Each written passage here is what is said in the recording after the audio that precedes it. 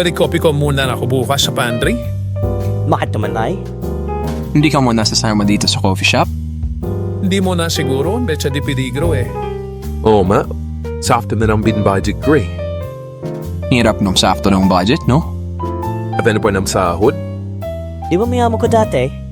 Namimiss ko na nga maging mayaman eh. Naalala ko tuloy yun may kausap ako na kapwa milyonaryo ko. Diba milyonaryo ko na? Magkano ginagastos mo every single... Mga 30,000 below yung living expenses ko. Ako mga 50k siguro living expenses ako. Ultimo ATM pag mag-withdraw ko sinusuotan ko ng tip eh. Ay, hindi pa pala. Yung grocery ko nasa siguro 50,000 a month. Ako grocery ko nasa 100k a month. Minsan pati yung ref, manilalagyan ng karme, binibili ko na. Siguro, yun na nga, sabi natin 80,000 na. Yun talagang living expenses ko. Kaya yun, living expenses po talaga. Di ko na maad, mahina ako sa mat. Pero milyonaryo ko.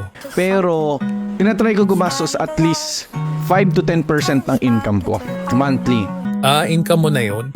Ginagastos ko ngayon nasa baon ko pa lang na binigay sa akin ng lolo ko nung grade 3. Milyonaryo din facility yun dati. So, tinatry kong gumastos ng mga nasa 500k to 1M a month. Pero naubos sa amin yan yung 1M. Hindi ko nga alam kung saan napupunta a month. Feeling ko sa drugs. Sa drugs na pupunta yun.